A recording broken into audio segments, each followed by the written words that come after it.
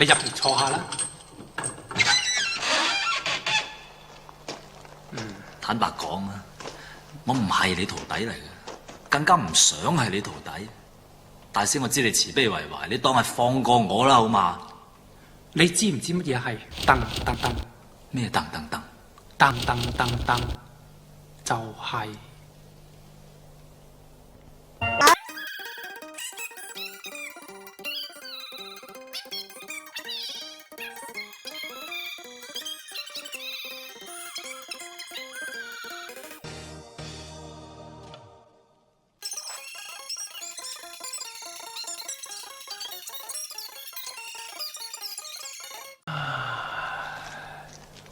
我真係唔得啦，你唔好再。